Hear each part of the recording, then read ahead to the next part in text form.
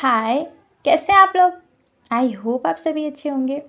So guys, हम लोगों ने जो बुक स्टार्ट किया था हमारा, जो कि स्कूल साइकोलॉजी था, तो पिछली वीडियो में हम लोगों ने इसके ब्लॉग 1 और 2 को कंप्लीट किया था। और बाकी जो हमारा बचा हुआ था टॉपिक, यानी कि ब्लॉग 3 और 4, उसको हम लोग इस वीडियो में करेंगे। तो फर्स्ट हम लोग जो टॉपिक है, यानी कि कौन कौन से यूनिट में कौन कौन से टॉपिक हमें इम्पॉर्टेंट है जो कि करना है हमें, देन हम लोग क्वेश्चन पे बात करेंगे, ठीक है। और एक चीज़ मैं आपको और बोलना चाहूँगी कि पिछली वीडियो में मैंने आपको नहीं बताया था कि ये जो हमारा बुक है ये हमारा 15 मार्क्स का होता है, और जो कि 2 घंटे का पेपर होता है, ठीक है। तो आप इतना टेंशन मत लो, हो जाएगा, ये ईजी है, ठीक है। तो अब हम लोग टॉपिक को समझ लेते हैं। अब हम लोग आते हैं इकाई 4 में। तो इकाई 4 यानी कि हमारा ये ब्लॉक 3 का इकाई 4 है, जिसे आपको करना है। तो इसमें हम लोग देख लेते हैं कि कौन कौन से हमें इम्पॉर्टेंट टॉपिक करना है। तो इसका नाम आप देख सकते हैं कि विशेष आवश्यकता वाले बच्चे, यानी कुछ ऐसे बच्चे होते हैं ना, कुछ स्पेशल टाइप की, जिनकी नीड्स क्या होती है उसके ऊपर। तो सबसे पहले आपको देखो, भारत में दिव्यांग बच्चे। तो दिव्यांग का मतलब सबसे पहले आप समझ लीजिए। तो दिव्यांग का मतलब क्या होता है कि बच्चों में कुछ कमी होना, जैसे कि उन्हें सुनने में कोई प्रॉब्लम होती है, वो सही से सुन नहीं पाते हैं, बोल नहीं पाते हैं, या फिर कोई काम को करने में उन्हें बहुत प्रॉब्लम होती है, वो सक्षम नहीं होते हैं। इस तरह की जो चीज़ें होती है ना, तो एक तरह से उनके शरीर में कुछ कमी होती है, या तो वो बचपन से होती है या फिर बाद में हो जाती है। इस तरह के बच्चे को दिव्यांग बच्चे कहा जाता है, ठीक है। हैंडीकैप जिसको बोल सकते हो, उनके हाथ में कुछ प्रॉब्लम है, चलने में उन्हें दिक्कत होती है। तो ये सब चीज़ें आती है इसमें, तो यही होता है। तो आपको इसको करना है, तो अगर डेफिनेशन भी आए तो आप इजीली लिख लोगे। देन आपको विशेष आवश्यकता वाले बच्चे, यानी कि कुछ बच्चे ऐसे होते हैं ना जो काफ़ी एक्स्ट्रा ऑर्डिनरी होते हैं, जिसे हम लोग बोलते हैं जीनियस टाइप के बच्चे होते हैं। तो उनकी शिक्षा मतलब किस तरह से होनी चाहिए, क्या क्या आवश्यकता होनी चाहिए, उसके ऊपर आपको करना है। देन आपको दिव्यांग जो बच्चे होते हैं ना, यानी कि जो बच्चे के शरीर में कुछ कमी होती है, तो वो कितने प्रकार के होते हैं। तो मैं आपको कुछ के नाम बता रही हूँ। जैसे आपका अंधापन, यानी कि उन्हें देखने में प्रॉब्लम होती है, कमज़ोर कमज़ोर दृष्टि, या फिर उनके शरीर में कुछ प्रॉब्लम होती है, सुनने में बाधा उत्पन्न होना, बौनापन, यानी कि देखते होगे कोई कोई ऐसे बच्चे होते हैं जिनका एक तरह से एज बहुत ज़्यादा होता है, बट उनकी जो हाइट होती है ना बहुत छोटी होती है, कोई लंबे हो जाते हैं, इस तरह की। उन्हें मानसिक रोग होता है, अलग अलग तरह के उनके मांसपेशियाँ, यानी कि उनके हड्डियों में कुछ प्रॉब्लम होती है, और भी बहुत टाइप्स के होते हैं। बुक में आपको दिया होगा, आप उसको पढ़ लोगे, ठीक है। मैंने आपको एक बेसिक सा बता दिया कि इतने टाइप्स के होते हैं, और बाकी बुक में है, उसे आप कर लोगे, ओके। देन हम लोग उसके बाद के पॉइंट में आते हैं कि ये हमारा करना है, इसे आपको करना है कि विशिष्ट अधिगम असफलताएं।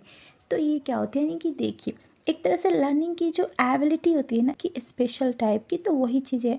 तो इसमें आपको ये 2 पॉइंट को करना है, जो कि विशिष्ट अधिगम प्रगमन कितने टाइप्स की होती हैं, इसका उपाय क्या है और आकलन क्या है, बुक में दिया हुआ है। आप एक बार पढ़ोगे याद हो जाएगा। अब हम लोग आते हैं नेक्स्ट पॉइंट में। तो हमारा अगला जो पॉइंट है ये वाला, जिसमें आपको बुद्धि की परिभाषा और इसका वर्गीकरण करना है। तो बुद्धि की परिभाषा क्या होती है? तो देखिए, सबसे पहले आप ये जान लो कि हर बच्चे में जो बुद्धि का विकास होता है ना, वो अलग अलग टाइप का होता है। किसी में बहुत तेज़ी से होता है, वो चीज़ों को बहुत जल्दी कैच कर लेते हैं, समझ लेते हैं, सीख लेते हैं। बट कोई बच्चे को समझने में बहुत ज़्यादा प्रॉब्लम होती है, वो सही से चीज़ों को नहीं जान पाते।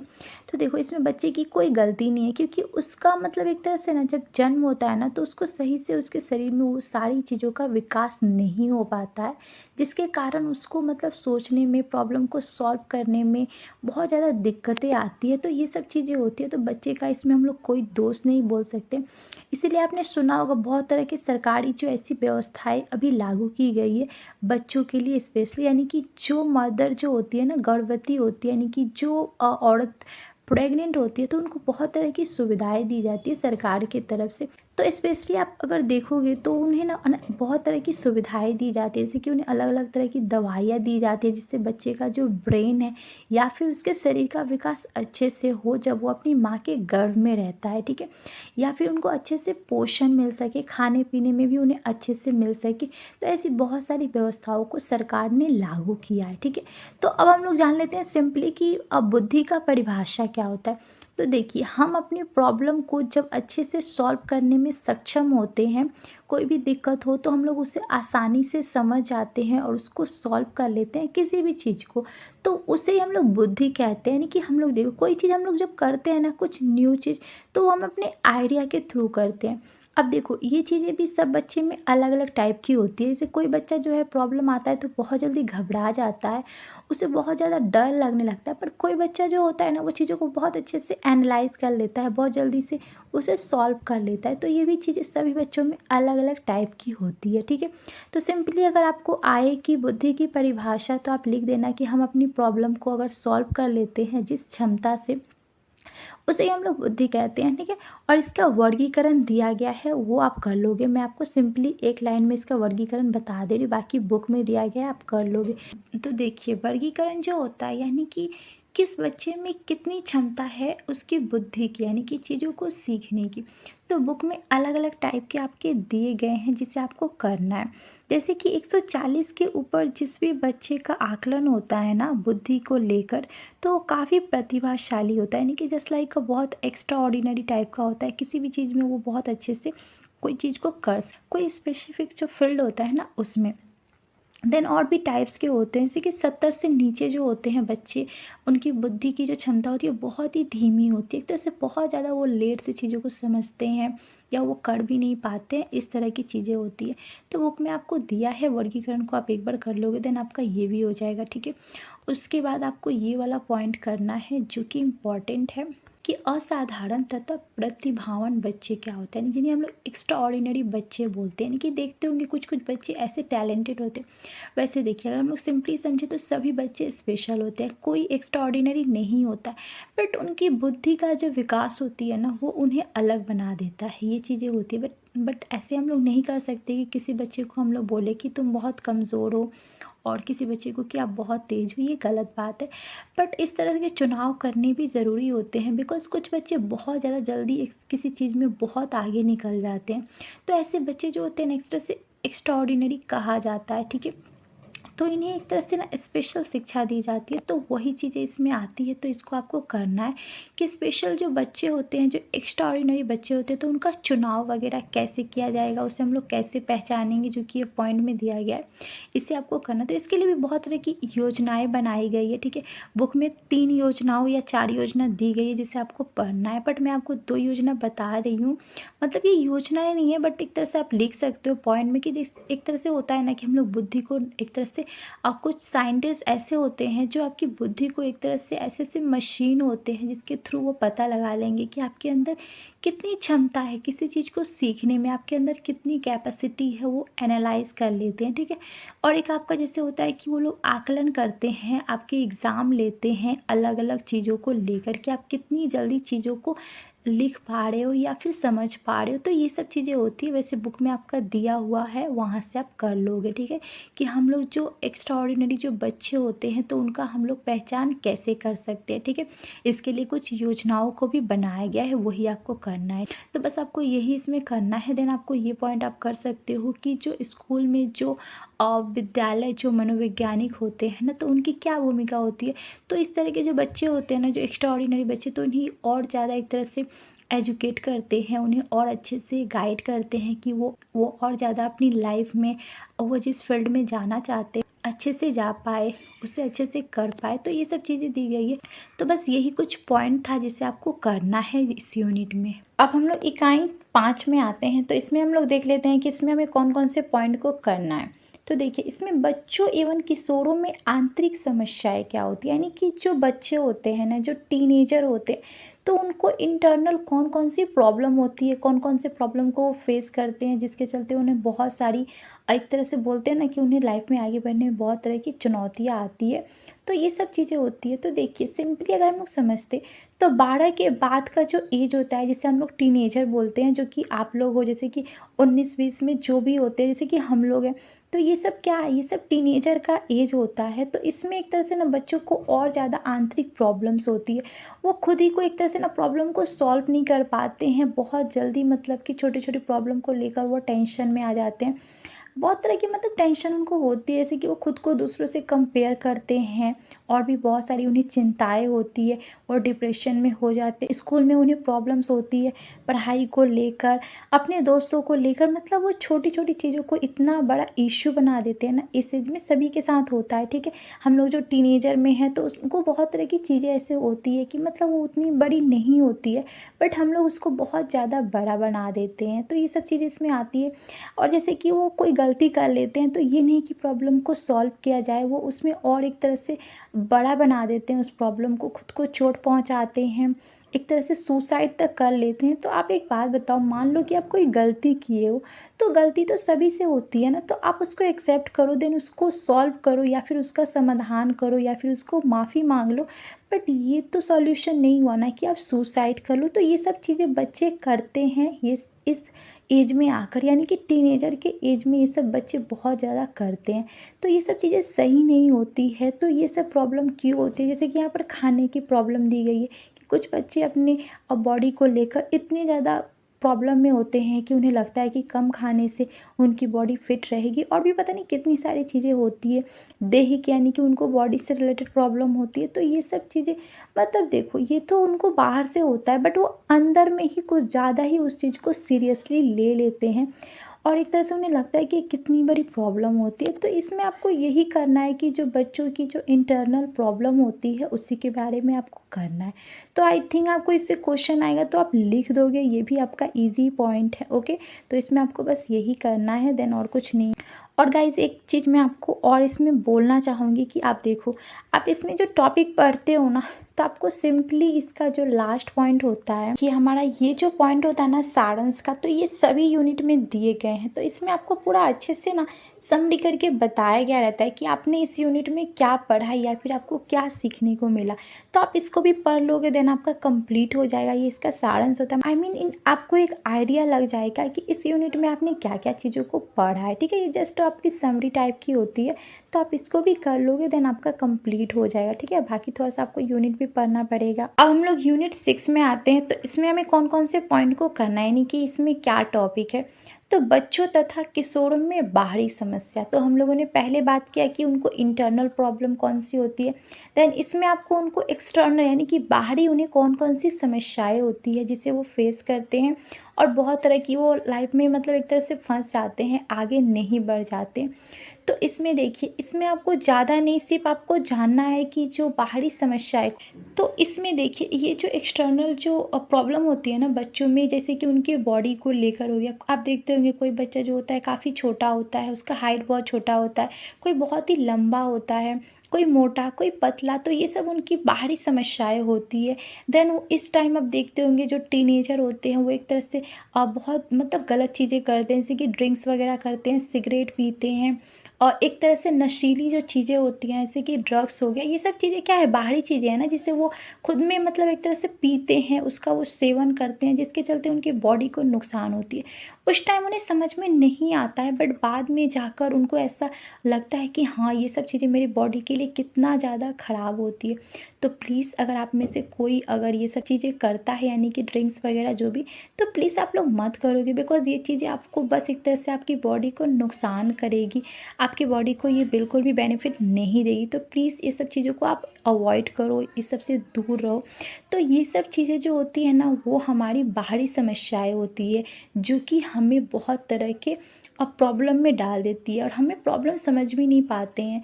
तो ये सब चीज़ें आपको खुद ही नहीं पता चलेगी कि आप कब इस चीज़ को शुरू कर दिए हो और आपको इसकी लत लग गई है और आपको इससे बाहर निकलने में इतनी ज़्यादा प्रॉब्लम हो रही है। तो आप ट्राई करो कि आप इससे हमेशा के लिए दूर रहो, आप इसके पास ही मत जाओ। ये सब जो नशीली जो चीज़ें होती है, इन सब से आप दूर ही रहो, क्योंकि आप जितना दूर रहोगे उतना अच्छा है। बिकॉज़ एक बार अगर हमें किसी चीज़ की लत लग जाती है तो हमें उसे छोड़ना बहुत ज़्यादा मुश्किल हो जाता है। तो ये जितनी जो बाहर की जो चीज़ें होती हैं ना, जैसे किसी को मूवी देखने का लत होता है, तो ये भी चीज़ें गलत होती है। कोई चीज़ लिमिट में अच्छी लगती है, लिमिट से बाहर अगर आप उस चीज़ को करोगे तो वो आपके लिए नुकसानदायक होगी। तो प्लीज़ कोई भी चीज़ करो, बट एक तरह से उसका नशा नहीं होना चाहिए, है ना। तो ये सब चीज़ें इसमें आती है। तो ये सब क्या है, बाहरी समस्याएं होती है। देन आपको इसमें ये तीनों पॉइंट को करना है, ठीक है। ये तीनों पॉइंट इम्पॉर्टेंट है। जिसे आपको करना है। अब हम लोग यूनिट 7 में आते हैं। तो ये हमारा ब्लॉक 4 का ये हमारा 7 यूनिट है। तो इसमें आपको कौन कौन से इंपॉर्टेंट पॉइंट करने हैं उससे हम लोग देख लेते हैं। तो आप यहाँ पर देख सकते हो कि बच्चों और किशोरों के लिए उपचार एवं रेफरल, यानी कि इसमें स्पेशली आपको बताया गया है ना कि किस तरह से जो बच्चे एक तरह से उनको प्रॉब्लम होती है तो उनका इलाज कैसे किया जाए, कौन कौन से ट्रीटमेंट होते हैं जिनका यूज़ करके उनकी प्रॉब्लम को दूर किया जा सकता है, उनकी परेशानियों को एक तरह से कम किया जा सकता है। तो ये सब चीज़ें इसमें दी गई है। तो इसमें आपको ये वाला पॉइंट करना है और ये दोनों इसी के अंदर आता है, तो ये आप कर लोगे। देन आपको ये दोनों बहुत ज़्यादा इंपॉर्टेंट है जिसे आपको करना है, जो कि है कला और कीड़ा चिकित्सा क्या होता है। यानी कि देखो, कला यानी कि आर्ट, यानी कि आर्ट से रिलेटेड बच्चों को बहुत तरह की ऐसी चीज़ें सिखाई जाती है, जैसे ड्राइंग हो गया, अलग अलग तरह के ड्राइंग को कलर करना, वाटर कलर हो गया, बहुत सारी चीज़ें इसमें बच्चों को एक तरह से सिखाई जाती है कि वो एक तरह से इसमें लगे रहे, उनका है अपने आप को एक तरह से खुश फील करे, मतलब कि अपनी चिंताओं को भूल जाए। तो इस तरह से इनका प्रतियोगिता भी बच्चों को कराया जाता है। तो ये सब चीज़ें इसमें आती है कि ये कला से रिलेटेड इसमें जो एक तरह से ट्रीटमेंट किया जाता है बच्चों को, एक तरह से उन्हें एक तरह से मानसिक जो उनकी परेशानियां होती है उसे कम करता है। यानी कि आप देखो, किसी काम में आप बिज़ी रहोगे, उसमें आपको अच्छा लगेगा उस चीज़ को करने में, तो आपका जितना भी टेंशन होगा ना एक तरह से कम हो जाएगा। तो ये सब चीज़ें ये लोग एक तरह से ट्रीटमेंट करते हैं बच्चों को जो बहुत ज़्यादा परेशान रहते हैं, उदास रहते हैं, इस तरह के बच्चों को। देन ये जो कीड़ा जो चिकित्सा होता है ये क्या होती है, इसे हम लोग जान लेते हैं। तो देखिए, ये जो कीड़ा जो चिकित्सा होती है ना, तो ये एक तरह से खेलकूद के माध्यम से बच्चों को सिखाया जाता है, उनको एक तरह से खुशी फील कराया जाता है कि उनकी जो प्रॉब्लम है वो दूर हो सके। अलग अलग तरह के आप देखते होंगे कि स्कूलों में बहुत तरह के खेल खिलाए जाते हैं बच्चों को, छोटे बच्चों को, बड़े को भी अलग अलग तरह के गेम्स वगैरह खिलाए जाते हैं। उनसे क्या होता है कि खेल कूद से हमारा शरीर भी अच्छा रहता है और देन हमें अच्छा भी फील होता है। तो ये सब जो होते हैं इलाज ये लोग इसमें करते हैं बच्चों की प्रॉब्लम को दूर करने के लिए। ओके, तो इसमें यही तरह के आपके कुछ इलाज के बारे में दिया गया है जिसे आपको करना है। देन आपको और कुछ नहीं करना है इसमें, आप एक बार पढ़ोगे देन आपका हो जाएगा ये भी यूनिट।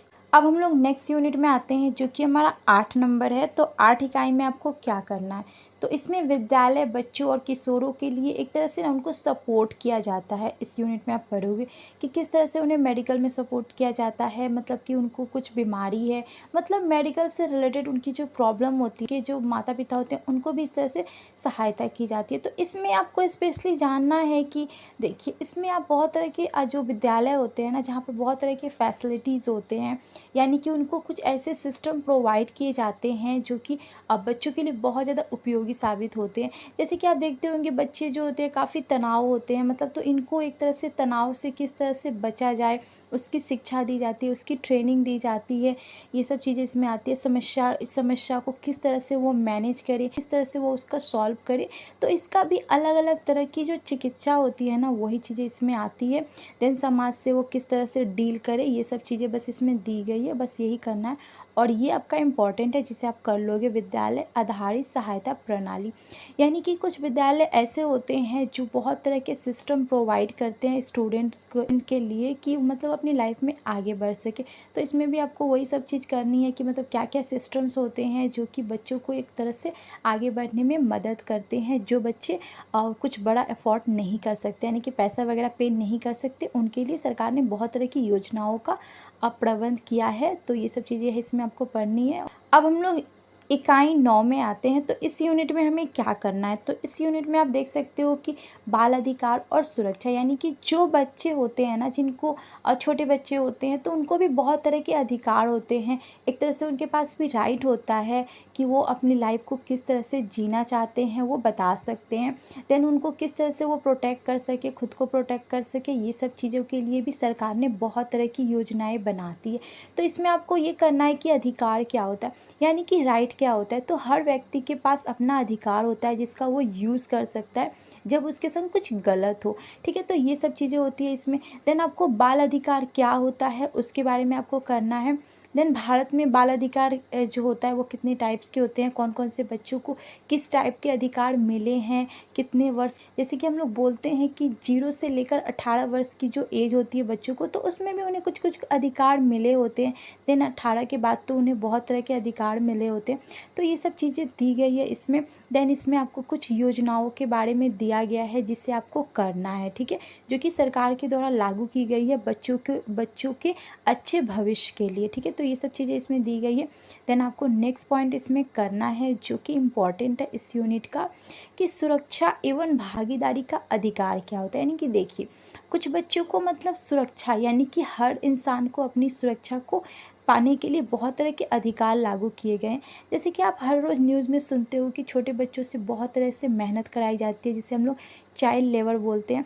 तो ये सब क्या, ये सब गलत चीज़ें होती है कि मतलब बच्चों को आप किस माने छोटे बच्चों को आप किसी तरह से मतलब ज़्यादा काम नहीं करा सकते हो। एक लिमिट होती है कि उनकी जितनी क्षमता होती है उतनी, बट कुछ लोग क्या करते हैं, बच्चे चोरी करके आपने बहुत तरह के ऐसे न्यूज़ सुनते होंगे कि बच्चों को चोरी करके उनको बहुत तरह के काम कराए जाते हैं, उनका शोषण किया जाता है। देन आपका ये वाला पॉइंट है बाल यौन शोषण, यानी कि जो छोटे बच्चे होते हैं ना उनका यौन शोषण होता है, यानी कि उनकी बॉडी का शोषण किया जाता है। आप बहुत तरह के ऐसे न्यूज़ भी सुनते होंगे कि छोटे छोटे बच्चों को बेच दिया जाता है, उनके संग जैसे रेप हो गया, और भी बहुत तरह के गंदे काम किए जाते हैं। तो ये सब क्या, ये सब गलत है। इसके लिए भी सरकार ने बहुत तरह के कानून लागू किए हैं जिससे हर किसी को माननी चाहिए, ठीक है। तो आप ये नहीं हक है कि आप किसी के संग गलत करो। तो इसमें बहुत तरह की चीज़ें आती है। देन जो दिव्यांग बच्चे होते हैं तो उनके साथ भी आप कुछ गलत नहीं कर सकते, उनको भी अधिकार है कि वो अपनी लाइफ को जी सके। तो ये सब चीज़ें इसमें आती है। तो इसमें कुछ कानूनों के नाम दिए गए हैं जिसे आपको करना है। देन आपका ये वाला इम्पॉर्टेंट है जिसे आपको करना है इस यूनिट में, जो कि है चाइल्ड हेल्पलाइन। तो ये क्या होता है, तो देखिए चाइल्ड हेल्पलाइन ये ऐसी एक व्यवस्था सरकार ने लागू की है कि इसमें बच्चों की प्रॉब्लम को सुनी जाती है, यानी कि ये हमेशा 24 घंटा ओपन रहता है। ये जो हेल्पलाइन मतलब ये एक टेलीफोन का हेल्पलाइन होता है जिसमें बच्चे अपनी प्रॉब्लम को बता सकते हैं, उन्हें क्या प्रॉब्लम होती है, वो सारी ये लोग समस्याएं जो होती है उसे वो लोग समझते हैं, देन उसको सॉल्व करते हैं, ठीक है। तो ये चाइल्ड यानी बच्चों से रिलेटेड ये हेल्पलाइन होती है जिसमें बच्चे फ़ोन करके अपनी प्रॉब्लम को बता सकते हैं, ठीक है। तो ये सब चीज़ें इनमें आती है। तो इसमें आपको बस बच्चों के अधिकार क्या है, उनकी प्रॉब्लम्स क्या होती है, उसे किस तरह से वो प्रोटेक्ट कर सकते हैं, उनके पास कौन कौन से अधिकार है, यही सब चीज़ें इसमें दी गई है। देन आप इसको एक बार थोड़ा सा पढ़ लोगे देन हो जाएगा। गाइज हम लोग क्वेश्चन पे बात कर लेते हैं कि हमें कौन कौन से क्वेश्चन करने चाहिए इस यूनिट से, जिससे हमारा ये जो टॉपिक है और कंप्लीट हो जाएगा। तो सबसे पहले आप ये क्वेश्चन कर लोगे जो कि बच्चों के लिए विद्यालय आधारित उपचारात्मक कार्यक्रम के बारे में आपको लिखना है। तो इसमें कुछ कार्यक्रम जो कि मैंने अभी आपको कुछ देर पहले समझाया था वही चीज़ें। तो ये आपको इसका आंसर मिल जाएगा 173 से 74 के बीच में मिल जाएगा। तो आप ये पेज नंबर नोट कर लोगे, ओके। देन हम लोग सेकंड क्वेश्चन में आते हैं। तो हमारा सेकंड क्वेश्चन ये है कि कला और किरा जो चिकित्सा होती है, जो ट्रीटमेंट होता है वो क्या होता है, उसके बारे में लिखना है। तो अभी मैंने आपको बताया कि कला क्या होती है, जो कला से रिलेटेड जो एक तरह से बच्चों का इलाज किया जाता है वो, और किरा मतलब खेल के माध्यम से किया जाता है, वो सब चीज़ें दी गई है। पेज नंबर 181 से लेकर 83 के बीच में मिल जाएगा, वहाँ से आप इसको पढ़ लोगे देन आपका ये भी कंप्लीट हो जाएगा, ओके। आप जैसे इसको प्रैक्टिस के लिए यूज़ करो कि अगर इस टाइप के क्वेश्चन भी आए तो आप इजीली जल्दी से उसको कर लो, ओके। देन हम लोग 3 नंबर क्वेश्चन पे आते हैं जो कि हमारा है संख्यात्मक व्यवहार चिकित्सा एवं हस्तक्षेप के बारे में आपको लिखना है। यानी कि ये एक तरह से बिहेवियर जो एक थेरेपी होती है ना, जो बच्चों को दी जाती है वही है जिसे आपको करना है, जो कि आपको पेज नंबर 196 से लेकर 97 के बीच में मिल जाएगा, वहाँ से आप इसको कलेक्ट कर लोगे, ओके। देन हम लोग 4 नंबर क्वेश्चन पे आते हैं। तो ये हमारा जो क्वेश्चन है कि विद्यालय आधारित सहायता प्रणाली क्या होती है।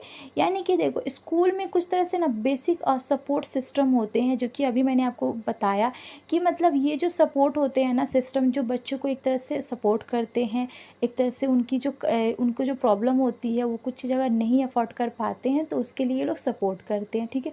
तो वही चीज़ें पेज नंबर 215 से लेकर 16 के बीच में मिल जाएगा, वहाँ से आप इसको कलेक्ट कर लोगे, ओके।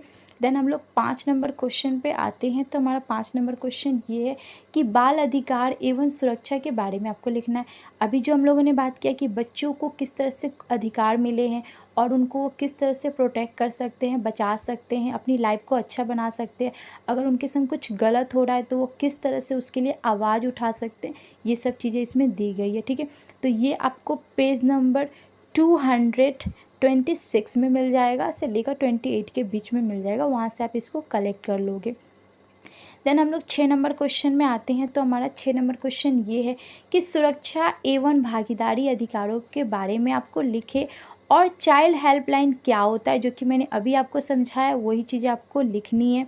तो ये जाएगा 234 से लेकर 35, 36 और 42 के बीच में ही आपको ये सारे क्वेश्चन जो है, मतलब ये वाला 6 नंबर क्वेश्चन के आंसर आपको मिल जाएंगे। सो गाइज़, मैंने अपने हिसाब से आपको बहुत ट्राई किया ये जो यूनिट है, मतलब ये जो हमारा बुक है, ये कंप्लीट हो जाए। तो मैंने इसके 2 पार्ट बनाए, यानी कि 2 वीडियो हम लोगों ने बनाया। तो आप पिछली वाली वीडियो भी देख लोगे और उसके बाद आप इसको देखोगे तो आपको और अच्छे से टॉपिक समझ में आ जाएगा, क्लियर हो जाएगा। एक बार आप अगर बुक को रिविज़न करोगे तो देन आपका कंप्लीट हो जाएगा। और ये सब जो मैंने आपको क्वेश्चन बताया, तो आप इसको प्रैक्टिस कर लोगे तो बहुत अच्छा रहेगा। अगर इससे क्वेश्चन आया तो आप ईज़िली उसको कर लोगे। वैसे भी ये बुक उतना हार्ड नहीं है, बट फिर भी इसमें कुछ कुछ पॉइंट है जिसे आपको अच्छे से करने हैं, ठीक है। तो बस यही, और आप अच्छे से स्टडी करो। और गाइस, वीडियो अच्छा लगे तो please like and comment, and अपना ख्याल रखिए, and bye, take care guys, and thanks for watching this video guys.